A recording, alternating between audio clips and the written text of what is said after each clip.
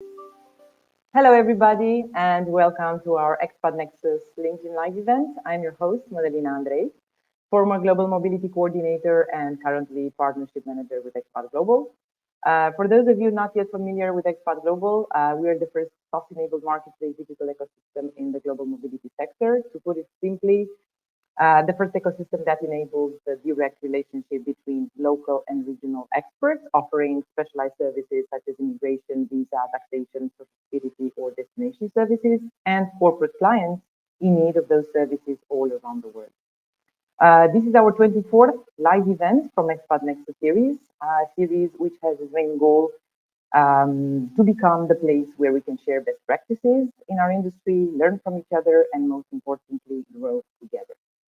This episode focuses on expats in transition and their unseen challenges as moving across the world and attempting to adapt into a whole new culture and work environment may be an intimidating and sometimes life-changing experience.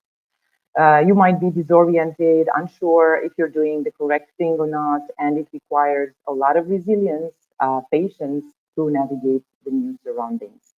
And now it's a fact that international assignees they do need all the help that they can receive. Actually, we'll have some great questions and answers in this session, thanks to the valuable insights from our fantastic expert panel here. Before giving the floor to my guests, I would like to thank all the attendees for joining and watching this event. Please feel free to drop your comments, to drop by, say hello, ask your questions live. We'll do our best to incorporate them during the session. A very big thank you to all our panelists here for taking the time to join us. And I'll just make a round of introductions, and I'll try to keep it short and in alphabetical order. Sunday Bean, ambition, transformation in any transition. Hello, Sunday. Hi, Uh, thank you for having me. More than welcome. Sunday is an intercultural strategist, transformation facilitator, and a solution oriented coach. She supports individuals and organizations as they traverse through life quakes and other major shifts, no matter where they are. For almost a decade now, her location independent business has served individuals and world class organizations from over 60 countries across 6 continents. And her mission is actually to help clients achieve ambitious goals while navigating transition. And she leads several online groups with thousands of members and hosts a very popular weekly podcast named In Transit with Sunday B. We have Veronica Cristianano. Hello, Veronica. Hi, everyone. A human resources manager, highly focused on translating business strategy into effective human resources practices and initiatives, which fully align with the company's group people strategy and contribute to business growth, profitability, and high levels of employee engagement. She's experienced in HR disciplines, including process and resource optimization, organizational design, change management, leadership, talent development, staffing, compensation, and coaching. She's fostering close partnership with the unit's leadership team, developing a deep understanding of the business and its strategic objectives and leverage the full breadth of the global HR function. Veronica is also providing functional leadership and expertise to the business of the company's global HR processes, programs, and policies. Angie Weinberger, she's Hi, on a everyone. Hello, Angie. She's on a mission to bring the human touch back into the global mobility. She has lived and worked in Germany, UK, India, Australia before moving to Zurich.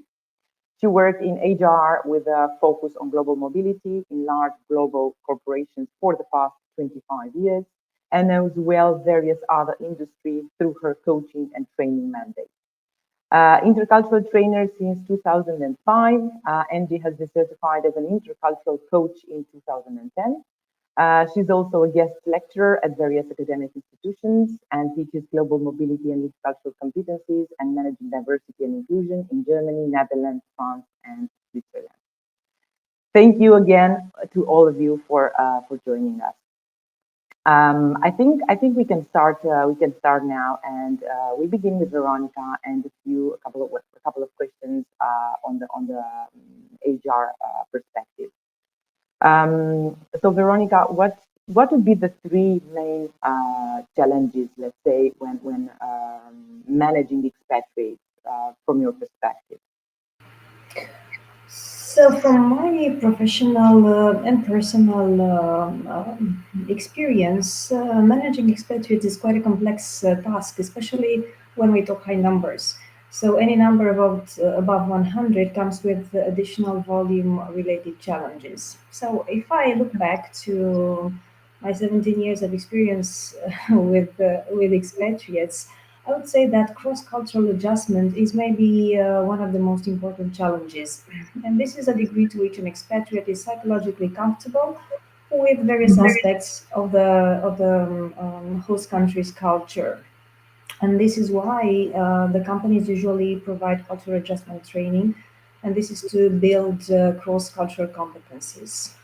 This refers to the ability of our expatriate colleagues to let's say work and to live normally in Romania or in any other country, which is a different cultural context. And here, I think it's important to think about, how we do certain things. And we usually answer questions such as what is appropriate or what is not appropriate to do. I don't know, on Easter, for example, if we take very simple things such as, holidays, or how do I engage in community, or how do I make a compliment, or how do I voice out my dissatisfaction.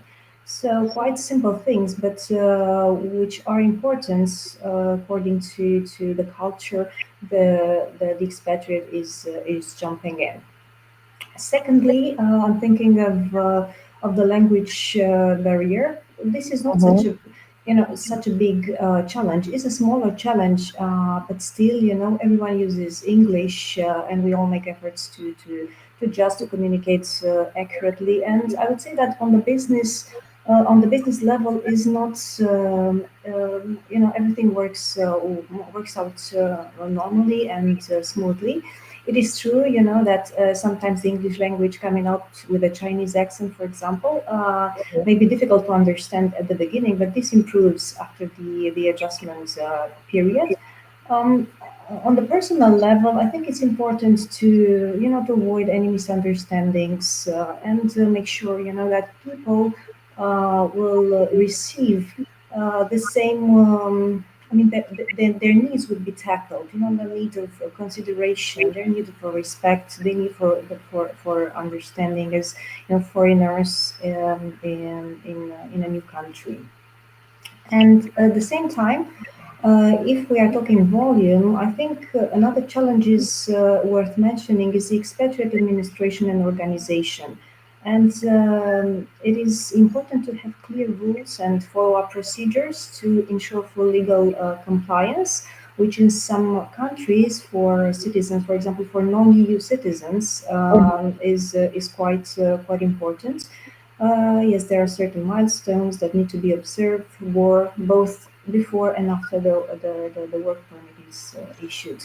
This would be in a nutshell Yeah, three the three. challenges. Yeah.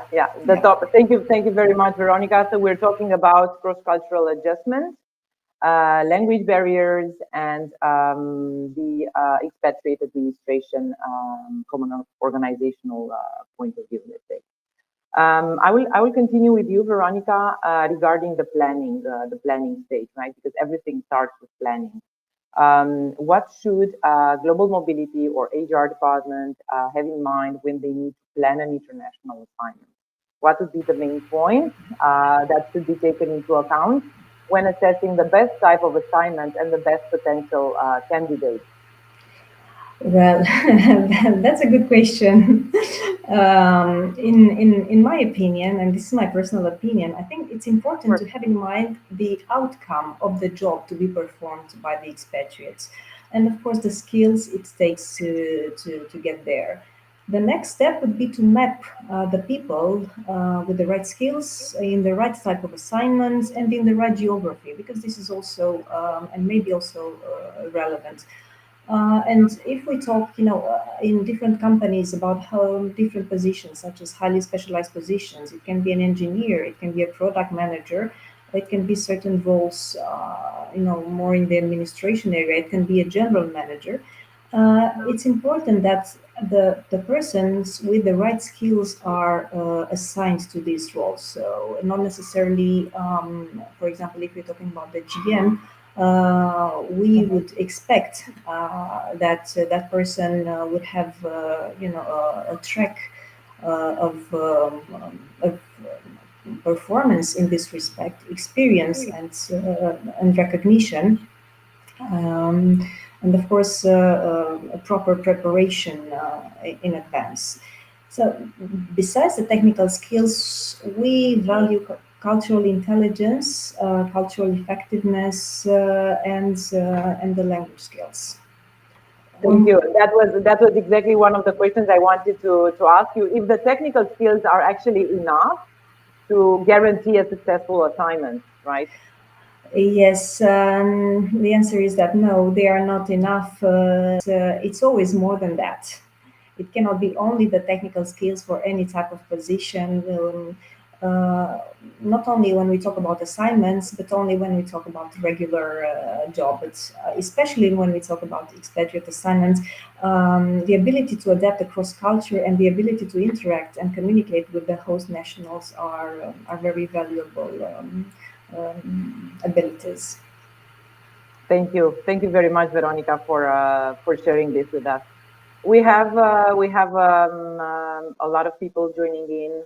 Thank you everybody for watching us from various parts of the world actually. So we have quite an international click here, right? Um, I guess I will move forward with Sunday, thinking about expatriates themselves and the way they should prepare for an assignment, right?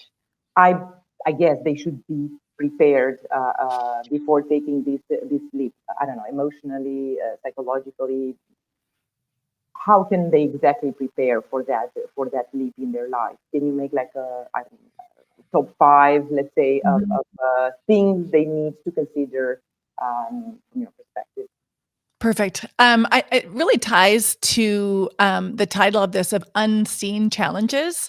I think we do know that there are language challenges, cultural differences, the logistics that have to be overcome. But what, thanks to over a decade of doing the work, I see what is behind the scenes and the challenges that people bring that they don't necessarily articulate to their organization or to HR because they don't want to be seen as a non-resilient family, as problematic or red flagged, right?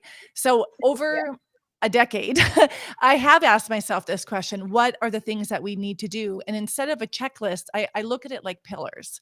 There are 4 pillars to really making the most of it. And if we focus on those pillars, not just before we go, but our entire assignment, it will truly enhance your experience, your performance for the organization, for yourself, and if you have an accompanying family. And they're quite simple but powerful. And the first one is what most people think about is how do I adapt as quickly and painlessly as possible? And that's where people do think about culture and language. But what I Mhm. think people miss out on is how painlessly. So what can I do to make my life easier? How can I make Easier. this transition better? And the other pillar is how do I expedite my success? And I think in the reality of preparing for a move, you are overwhelmed with logistics. You have emotions happening at home with your partner who has agreed reluctantly to go, or maybe you're wondering if you can take on the challenge that you've been given. How do we focus on expediting our success? And usually it could be as simple as reaching out to people who've done this before or have done it ahead of you and learning what were their missteps and success strategies. But we get so caught in this tunnel that we don't even think about that. Another thing that I think, there's 2 other things that people often forget about is how do I truly maintain the connections that are meaningful. And that is not just the people that you're leaving back home, but creating relationships with people in your organization and in the local community before you even get there, so you can have a soft landing. And also maintain connections with those who have come with you, because when you're in a new environment and everybody is dealing with different levels of culture or language challenge or stress levels, it's so easy for those connections to break apart, and now we're in big trouble. And then the last one would be, this is my favorite and the one most overlooked, is to cherish the experience, right? I literally received an email with 14 attachments when we got our assignment to the next place. And every attachment has 37 pages of things that we have to fill out, right? It is easy to forget to cherish the experience, but there's usually a part inside the individual that is yearning for growth, for a challenge, and to see something new. And if we forget about that, we miss out on the best parts of it. And then you asked the last tip for the fifth thing. I would remind people, here's the thing. This is an ongoing journey. So a lot of organizations forget about supporting the expat once they land, but actually we got this. It gets harder once you're there for 6 months or 12 months. And that's where I think people forget to support. And what I've seen in my work, people do need the support the most. Amazing, amazing, Sunday. I was thinking just now. Actually, I was thinking about setting expectations. Is this something they should be considering? Managing their own expectations, the expectations they have at home, right?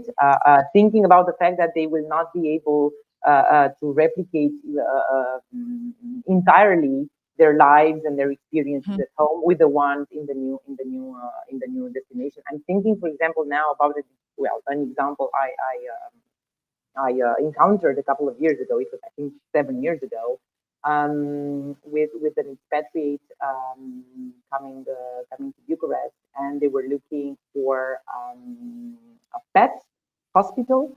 No, sorry, a pet hotel. Sorry, a pet hotel, right?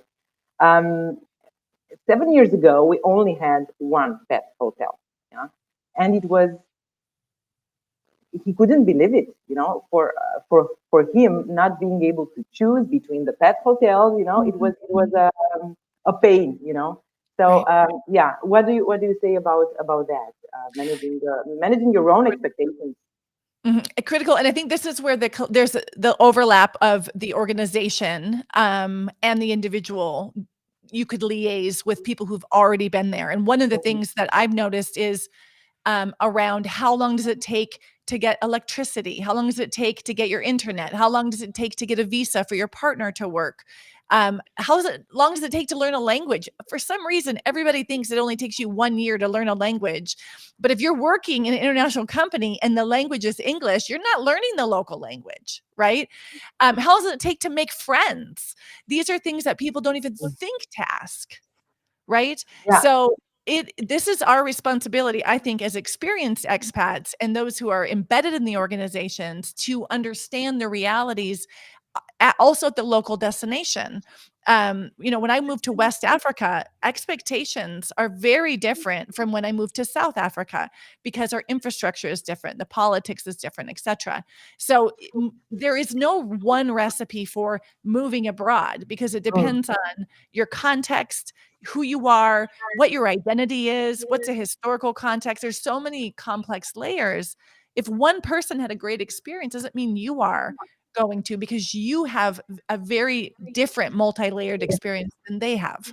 Yeah, you mentioned a bit earlier cherishing the experience, right? But we as humans, we do have this tendency to make comparisons, right? Even if we don't want it, we do make comparisons, and we compare what we have at home with what we have here in the new destination. And I guess, tell me if I'm wrong, that might be a source of dissatisfaction and unhappiness. How can people pass over this comparison So I've been there. I've done it. You know, I'm guilty of it as well. But what I encourage my clients to do is not focus on comparisons like better or worse. Focus on your needs and your values. So what is it that I need or what is it that I value? And it could be something like, I don't like this food here, right? Well, instead of they don't have great who knows what dish, it's more like, hey, I value nutrition. So what can I do that it's nutritious here? Or I value freedom. I value movement, whatever it is.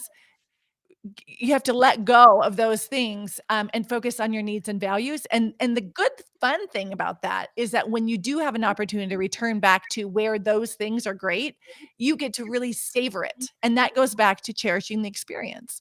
I have lived in contexts where I've been invited to only engage in, let's say, local food, local options, because there just wasn't other stuff. And I got to discover new things, right? It wasn't less than, it was something different. And if you have that attitude, then you're really able to create new memories and new experiences and embed yourself into the new context in a totally different way. Excellent. Thank you. Thank you, Sunday. Things are getting a bit more complicated because I was under the impression that we were living in a VUCA world, but now we have a new acronym coming up. Well, it's new for me at least. I heard it a couple of months ago, but I had no idea what it meant. So Angie, we're talking about BANI words, right? Yeah. Yeah. So do you want me to translate it? Please do. What is BANI word, and well, what does it mean exactly? And I guess it puts an extra pressure on the already existing pressure of a transition to another country, right? Yeah. So when we look at this unprecedented times, I've heard this word a lot this week at an event. We need to think about, okay, what does that BANI stand for? So it stands for brittle, anxious, nonlinear, and incomprehensible. And it's basically next level to VUCA, which was already very difficult to grasp at certain stages. So if you think about what expats are experiencing in the last 2 or 3 years, a pandemic. Now we are just slightly getting out of this. Then we have a war starting in Europe. And the next thing you know is we have people in Shanghai feeling like they're starving. So, you know, we are not even getting out of a crisis anymore. We jump from one crisis to the next. And expats are always a bit more vulnerable than other employees because they lack the network that you have as a local. They lack the support. They sometimes don't even understand like emergency numbers, emergency topics. So if one of these emergency breaks down over them in the midst of, you know, taking care or trying to get adjusted to a new job, in the midst of trying to settle your kids in a school, the feeling of helplessness and overwhelm is quite significantly higher than what we see with local staff, and it's even hard for local people to deal with those topics. And then Sunday, you mentioned, you know, there's this phase where global mobility usually focuses on helping people transition to the new location, the in-house global mobility. And we all know, and hi there outside to my friends who are looking here on the screen, I recognize a few of you. We all know we're constantly overworked in global mobility. We constantly have to fight for our resources. We fight for our FTEs. And as soon as someone lands in a location, we're like, okay, now next one. Yeah. So we want to maybe do more from a global mobility perspective, but it's almost impossible because, you know, you're constantly even trying to catch up with, you know, what you need to do. We have a geopolitical environment that has become a lot more difficult to grasp. Immigration rules, Veronica, you mentioned it. There's a part that has become a lot more difficult. I mean, look at Brexit, look at local labor markets, how they're like closing up, how more and more we need administration to even place somebody in a country. And then on the other hand, we know that there's what Sunday you refer to, I call this the communication hole. Yeah, so in the middle of the transition process, when the expats and their spouse and their children, they go through the valley of tears. Yeah, so when they're in the middle of the cultural transition, where it is hard, where it's difficult, we leave them alone. And we think, now you're ready to run, now you're ready to perform. But that's not true. We should actually take care of them even more during that phase. That's amazing. That's amazing, Angie. And I think the next question relates to what you were saying, because I wanted to ask what would be the stages of a transition process, right? To get into a bit more specific details about the stages. You mentioned one of the stages, but perhaps you can tell us more about the entire process. Yes. So from an intercultural perspective, this research isn't new. We all have heard of culture shock and culture shock curves. They have different letters, different acronyms. Again, U curve, J curve, W curve. All of the theory originally was based on Elizabeth Kübler-Ross theories of what happens when you lose a loved one. Yeah, so her book on death and dying actually that actually started the shock idea, and the shock idea then translated into the culture shock idea. The word is not the best term, so we prefer to speak of cultural adjustment, because it is a psychological process of adjustment, similar to what you go through when you move to another city, when you move into a job, when you go through a life transition, such as menopause, for example. Yeah, so it's a similar process. It is not exactly the same as a shock reaction. Yeah. However, most people actually know this under culture shock. However, now you asked what the phases are. We've all been there. We've seen the honeymoon phase in the beginning. We're all excited. It's, like when we met a new partner, we're in love with the country. When I moved to Switzerland, I was like, oh my God, these mountains, they're so beautiful. Yeah, but then after like 3 to 4 weeks, the novelty wears off. And then we start missing the things we used to have. And then we probably get a bit making comparisons. We start making comparisons, but we also get more close to reality. And then usually, we don't like the people in the host country anymore. We're suddenly annoyed that the trains are always on time and that we miss them constantly. And that's a luxury problem, obviously. But there are also other things that then just maybe become more apparent. Like, for example, a lot of women moving to Switzerland, professional women, this is the phase where they realize, oh my goodness, I'm not recognized here as a professional woman. Nobody knows men don't know how to deal with me because they're not used to having women at my level. And then, suddenly you have resistance that you never encountered before. And then you start to retract. You don't want to go out anymore. You stay at home. You're exhausted. You watch movies, or even worse, you start drinking, or you start other relief methods. Escapism, right? Escapism. Yeah, so this is the valley of tears. And in a culture shock theory, this is usually the low point, and most people, they get out of it. However, we have to just understand it also really depends on what Sandy said. It depends on your psychological prehistory. It depends on your personal story. It depends on the country, on your expectation. Also, there's research that shows, if you had maybe intercultural training, or if you have previous experience, previous culture shock experience, previous transition experience, this process might go a bit faster. So there are various factors, and it's really hard to predict. But the worst thing, Madalena, is there are a lot of people that have never heard of this. So this was something I had to understand as a coach, that even though for me this was the most normal topic to discuss, many clients, they don't know about this. They come from different backgrounds, professional backgrounds, and they think something is wrong with them. So here I think we as coaches, as supporters, we can really help people just to explain that this is a normal process, what is going on, and maybe just be a sounding board, someone who listens to them. Or like Sunday, said, offer not only support, but also offer tangible ideas, what you can do in such a situation. And that's why it's really important, because the emotional adjustment doesn't stop. It doesn't stop at year one. For example, in Switzerland, I notice expats sometimes after 2 years, after 5 years, they go through another dip, because there's it's like another phase where, they adjust more, or suddenly they move out of the expat bubble. Yeah. So, and then they move into the real life Switzerland, and suddenly they notice, I don't have any friends because all my expats friends have left. So, the cultural adjustment, the mood swings, they don't stop. No, they never stop. Yeah.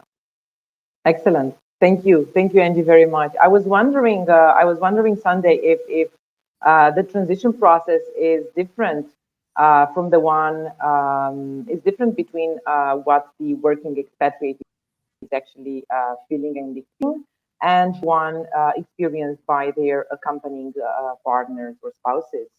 Right. Are we talking about different, different stages, different challenges, and I'm also thinking about different generation of expats might feel different things. Right. So I want to just do something that's very unpopular and make something even more complex, because that is actually the reality that we navigate. And that is what the research reflects. So when we are in this process of adaptation that Angie was talking about, we also need to think about our own context, right? Like what's going on politically. How does that match my level of, navigating uncertainty? So the context intersects with our own intercultural competencies, right? And then we have our personality. Are we someone who has high cultural empathy, or are you someone who's emotionally stable or not? And then we have, how much contact do we have? Do I have a lot of contact with locals, or do I have none at all? And so I'm not going to say there's this group and they have it like this, and there's that group and they have it like that, because all of those factors interact together. But a very quick example is, one example would be, one partner goes to work and they go to work and it literally smells like their country. It looks like their country, and everybody talks like in their country. And the other partner goes to the market and it doesn't look like their country. It doesn't smell like their country, and they don't talk like their country. So the level of stress is very different, right? So that's one example that we are in the same country, but our experiences are very different. The other thing I think it's important, and we cannot underestimate this, is often the accompanying partner has given up a professional role and an embedded community to support the other partner. And they say yes for a lot of reasons. And the impact that has an identity is not to be underestimated. And what I see with accompanying partners, that they think they're going for adventure and to support their loved ones, but when they get there, they are in this massive vacuum, a loss of purpose and meaning. And we are biologically programmed for purpose. Weak sense of purpose is as unhealthy as smoking, right? Or being sedentary. Biologically, this is real. This isn't somebody doesn't have a positive attitude. This is being human. So when our sense of purpose and meaning is ripped away from us, it has a huge impact. And why should the organization care? Because there is spillover and crossover. When there's trouble at home, there's trouble at the office, right? And if there's trouble at the office, there's trouble at home. And we know that repatriation or early repatriation is crazy expensive.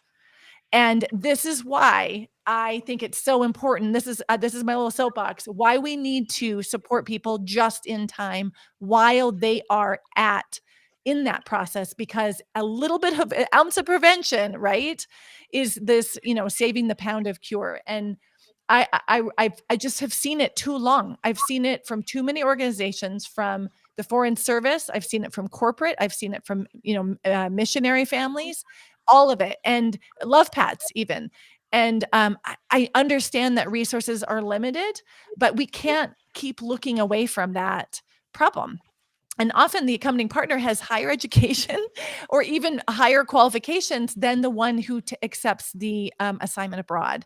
And that can then lead to lifelong impact on the relationship. Amazing. Thank you. Thank you, Sunday. Tracy mentioned that. Yeah, exactly. That's why spouse and partner assistance is so very important, and not just a nice to have in company global mobility policies. Hello, Tracy. Lovely to see you here. So Veronica, I'm switching to you to continue Sunday's idea. So in HR Global Mobility Department, we can put in place various processes, right, that can support expat employees settle in their new lives abroad, and which can actually lead to a better expatriate experience. What would be the three main areas to consider when devising such processes? I will attend your question immediately, Magdalena. I just want to say thank you to both Sunday and Angie for their wonderful perspectives and for this, deep dive into the anatomy of global mobility and what happens actually into the expatriates' lives, personal lives, and families. I think it's very important to have this on the table, and it's important for us as HR professionals to be aware and to support, from our perspectives as well. Of course, we always have the financial constraints and different other constraints. However, I'm sure there are ways. I know there are ways. I think we should also rely on each other, to support from different perspectives. Now, getting back to your question, Madalena, uh, what we are doing, and I think what is important for HR to do, is to have a preparation, a very clear step in which the expatriates are getting familiar with the country and the role, have this role introduction before relocation. Here, getting feedback from their peers, getting feedback from people they know, from their acquaintances in the host country, I think is very, very important. And I've seen this happening in practice versus other situations where this is not happening, and the difference is huge. A second step would be the cultural integration training, or the intercultural training. This is a never-ending, education. You cannot say that you have, One day, that's it. or Yeah. 1 day or 2 days. Or no, this is a constant process. This is something which is always ongoing, and I think this is an aspect which we should not forget and remember all the time, and allow the expatriates to take, not burden them with tasks and push them into an office and that's it. And the third step would be the constant integration support, which is provided by dedicated expat management role. It can be in HR, it can be outside HR. But this is very important, not only for the expatriates and not only for the first 3 months, but at least for the first year, and applicable to the families as well. And here I'm thinking, banking support. How do I open a bank account? Which is my bank here? How do I get paid? Which are the schools for the children? How do I pay the taxes? What is the healthcare system? What's the best option for me, for my family? What is the social network? And Sunday, I think, was mentioning the partners and the children should also be helped to be integrated into community. What are the clubs, the organizations that can integrate the spouses, especially but not only the highly educated ones. So this would be, let's say, the top three, not necessarily how to say processes, but steps which would support the expats better integrate together with their families. Yeah. What about Veronica? Well, sometimes people do not necessarily want to move internationally, right? They accept certain assignments because of different reasons, but not necessarily because they want it. Do you believe that having in place, for example, incentivizing schemes that would attract and convince the right employees to relocate would be a good practice? I imagine if the right employees relocate in the right locations, the adjustment and the I don't know, it would be easier, rather than expatriates that are unwillingly to move, but they have to move because of the company policies. What should the HR global mobility policy practitioners take into account? Well, in my humble opinion, nobody should move if they don't want to do that. So I think this is this is something which True. we must respect, especially if the decision is well grounded and is unshakable. In my experience, I've never insisted, on people taking steps which they were not willing to take, and I think that was, in the most cases, a good call. However, if there is room for negotiation, then the process should focus on the perceived value of the relocation. And this is different for each individual. Because human motivation cannot be managed by a universal tool or scheme, because it is dynamic and it's volatile. Today, right now, in this moment, in this place, I want something and I'm motivated by certain factors. But in a week time, in a year time, things will change. And I think this is one common mistake which is made by companies, having these very unflexible schemes and believing that it's just one size fit all motivation that would, make everything run smoothly. It's In reality, it's not happening. So getting back to your idea, if an incentive scheme would be in place, I think it would be important to allow a certain degree of flexibility and to incorporate elements that support quality of life, that support spouse and children, personal and professional growth. Of course, the monetary factor, but I would not put that, in the front, because we talk about money too often, too much. We make everything or almost everything about the money. And as your distinguished guests today mentioned, there are so many unseen challenges and so many things that are happening behind that we cannot ignore and we should not ignore. Thank you very much, Veronica. Continuing the adaptation idea, getting back to Angie and the adaptation phase to a new business and a new culture, what would be just a couple of recommendations that you would have on how this Yeah, is faster and smoother? yeah, and I wanted to also say one word, a few words on what Veronica just alluded to, because we have a trend in the global mobility world. It's called core flex, and I think of it like a box of chocolates.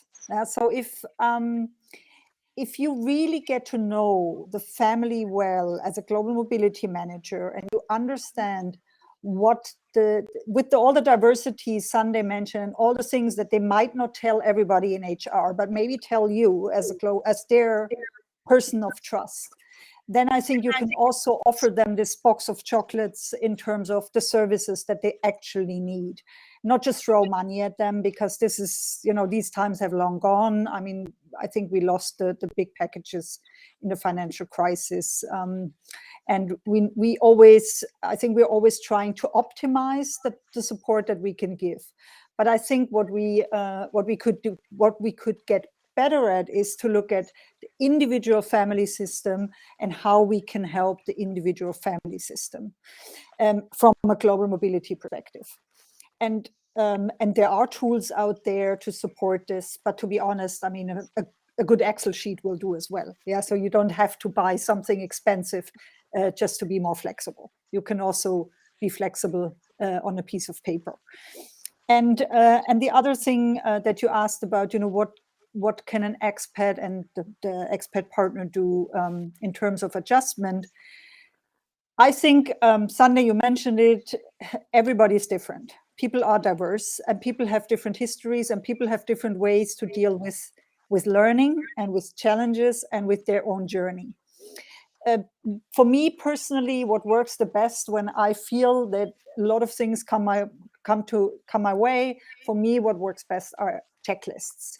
So checklists for the tasks, and a coach or someone to guide you through when you feel down or when you feel blocked. So I think, to be honest, checklist and a coach, that's all you need. And obviously perseverance and resilience and all of these, let's say, performance items that you would expect in somebody who's selected for an expat assignment. Now, we haven't really touched on the core issue here. I mean, I think we alluded to it. Veronica, you said it, don't send anyone who doesn't want to go. But we can't also, as global mobility managers, just send anybody. Yeah. So, and one of the issues is that often global mobilities is not really involved in that kind of a decision. But I think we need to also get better globally in all companies at choosing the right people to go on assignment, being more diverse in the people that we send on assignment, sending more women, sending more diverse groups out. That's one thing, but I also think we need to look at the criteria for the selection, because this is hardly really done well. And if you have somebody who's not a great performer, or he's, let's say, an average performer in the home country, you can bet that once they go through the adjustment process, their performance is not going to rise. So I think that's also important to remember, that we deal with the diversity of people, but we also have to make sure that we send the right people when we look at this from a corporate perspective. When we look at this from the individual's perspective, from the employee perspective, one of the things I sometimes hear, especially from younger expats, is this need to go away from their current situation. And I think I can blame myself of once or twice having done the same. Yeah, so the idea that if I go somewhere else, things will get better, which is also not the greatest idea to start an international assignment. So that's also why I think somebody like Sunday or myself or Veronica, we should be involved in those kind of decisions. We should really assess the people for, let's say, fitness for an international assignment, especially with unprecedented challenges that we mentioned. You mentioned, thank you, Angie, very much. You mentioned at some point earlier that culture shock, okay, is not exactly the best term to describe, and we should actually use cultural adjustment, let's say, cultural adjustment. Sunday, we all, well, in this industry at least, we all heard the phrase, right? We know expatriates, a lot of expatriates have never heard of it.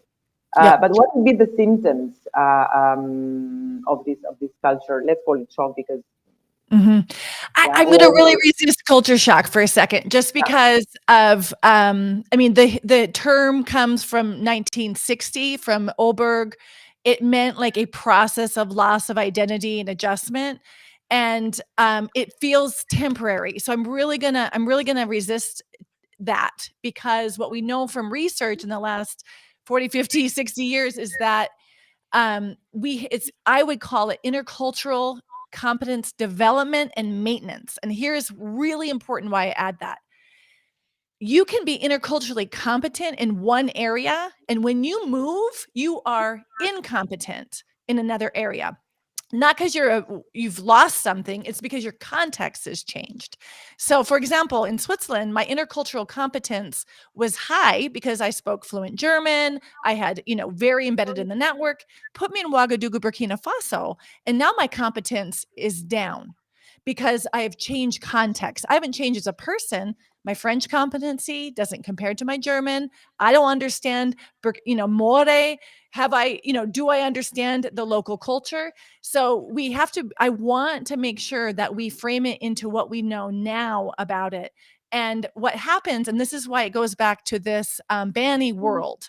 You can have someone who is very a high performer, interculturally competent, and then something happens.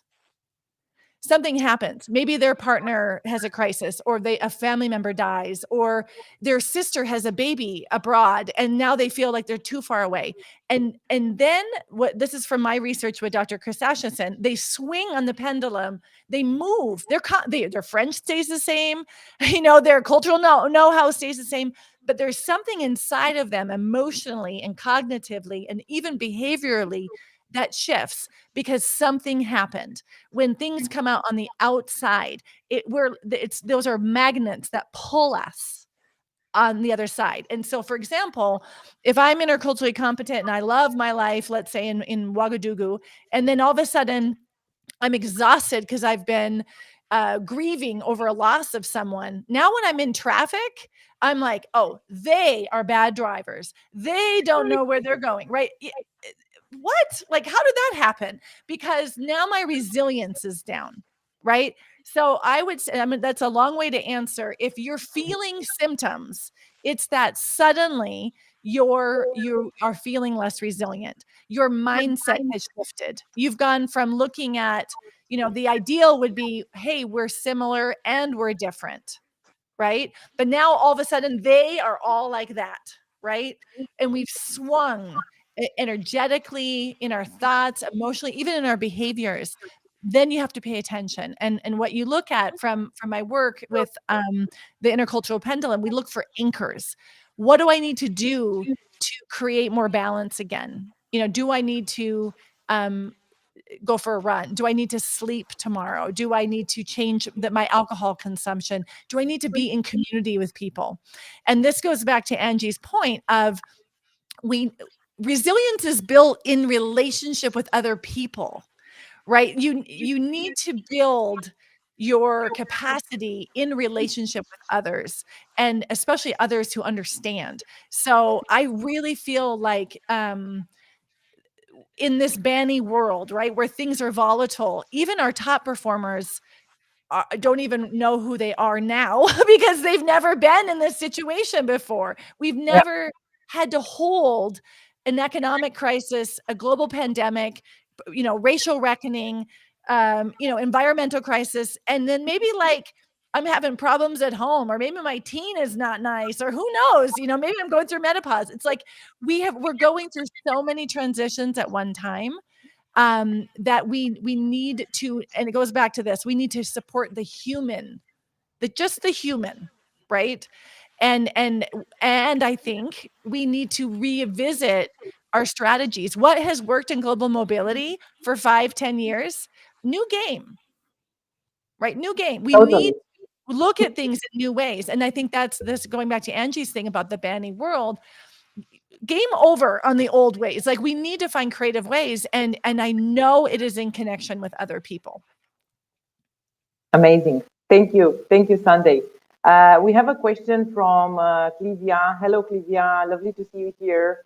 For those who do not get to have support via a coach, right? What can a DSP consultant do, right, to support the expatriates coming over? Who wants to take this question? Can I? Please. I think, hi, Clivia. Nice to see you here. I think this is a great question. And I think, one of the first ideas I would have that come to my mind, you can everybody, every one of us, everyone on this call, we can practice a bit of listening skills, and we can practice our compassionate skills and really take a bit more time. Yes, we're all under pressure, but sometimes 5 minutes of listening to the needs of an expat or an expat partner make a huge difference. We can be we can be first responders. We can all be first responders. We can say, I hear you. I hear what's going on. I know someone who can help you, and we can connect them to the support system that they will need in that situation. I think we can all do our part here, even if there's not an official coaching paid by the company. Maybe then we could suggest, could we maybe have a bit less tech support and do some other things instead? Yeah. Everybody always thinks about tech support. Yeah, sorry, guys. We all know we have to pay taxes. But there are a lot of things that are so much more important right now. The human support, that's what's needed. Thanks a lot, Angie. Thanks a lot. Sunday, we have a question. Tracy is asking about the book that you mentioned about the anchor. Can you please repeat the name of the book, please? Okay, so there's this is some research that's been published in 2019 around the intercultural pendulum, developing intercultural competence and maintenance. But you can also go to podcasts and listen to it in a more general way and get guides. So I can put the link in our feed afterwards on where you can get the guide on the anchors and the magnets. And other podcasts that are more accessible than a research article. But Chris Asheson from Purdue University has co-authored that with me back in 2019. It's an ongoing project where we're looking at how intercultural competence and maintenance happens in real life that has been largely ignored. Excellent. Thank you. Thank you very much. We can move forward. Obviously, our time is close to being over. I expected this, but I think if you can, we can stay a couple of minutes just for one question more. So, Veronica, what should mobility professionals consider when they have to keep the transferees happy and productive at the same time with keeping the costs low, right? How do you juggle with challenges, because it's not easy to have them both? It's not easy to have them both. Maybe we cannot have them both always. However, I like what Sunday said about revisiting the strategies and new game. It's a new game in HR as well. I think it's a new game in all the functions. So again, there is no one size fits all solution for that, and I think it's important to have a general scheme with flexible items and job grade clusters, for example, or other indicator of significance. And this enables the company to place focus in the most important areas at different moments in time, because not all the roles have the same significance, and the moment in time can be different. This year we can focus on certain positions. In 6 months' time, we can focus on different things. So, for example, board positions and specialist positions belong to different job grade clusters, and the relocation package and the integration strategy can include items of different values. For example, accommodation subsidy, or small things which we can do in terms of costs, paying at the same time attention to every detail. The new game would have to be played in a more flexible way, in my opinion, in a more considerate way, and not in such a, how to say, stiff manner, take it or leave it approach. Excellent. Thank you, Veronica. We talked about families at some point, and I would like to ask Angie, has the family structure transformed over the years? What makes a family of expats nowadays? Yes, the family structure has changed, and it's, I think, as diverse as our general population, which sometimes poses a challenge, especially in immigration. However, I think we're also in the global mobility world getting very creative in finding good solutions. So I welcome the diversity. I find it fantastic. I love it when I have very diverse people to deal with. And yeah, we have all sorts of family constructs. I recently learned that the word patchwork family is not really known all over the world. So in Germany, it's very well known. So for example, you have married second time, you have stepchildren, or you took in children. So lots of different constructs of how the family relates to each other. But also we have same-sex couples, we have same-sex couples with children. We have a lot of different needs in the global mobility world. And I also think we often manage to send people on assignment despite all the ideas and stereotypes. So yes, I think this is something we can truly say, with the right preparation, that should never hold anybody back. Yeah, and I think the biggest issue that we often have is that the manager of the person who goes on assignment has some assumptions that might not be true. So also one thing we can address in companies as managers is to really find out if a person would be interested in going on an assignment before we assume, oh, it's not possible because they just had a baby or because they have an elderly parent or an elderly relative to take care of. There are situations where elderly parents can come on assignment with you. It's just a matter of being flexible. So yes, family structures have definitely changed. Excellent. Thank you. Thank you, Angie. And I think we will conclude with Sunday, thinking about factoring in the kids, right? What would be the main challenges families with kids are facing, and how these challenges should be best handled? This question depends on the family, right? We have family members who have children with special needs, family members who have very small children and need maybe more urgent medical care. So you have to look at, is there sufficient medical care in an area? Or you have, growing kids who are in teen age and need more independence. And if you have a high security risk area where their independence is limited, then you've got problems. So I think what's really important when you talk about the relationship with HR and the organization is also to do some thinking. When they said yes 4 years ago, their family is in a very different space.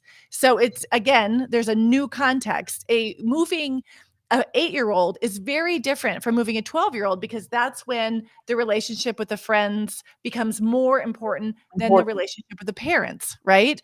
And that is what I want to just urge people. And I think that was something that Veronica also said, is that we are dynamic, complex people, and it isn't lock and load, right? What we said yes to 4 years ago is maybe different than we'll say yes to in another 4 years. And that's why I think, again, I think this is something we all are unified by, is that human element is what will help impact the quality of our work beyond fancy tracking systems, right? Just understanding, hey, maybe they split up, maybe they, their family is going in different directions, whatever is happening, that you have that relationship.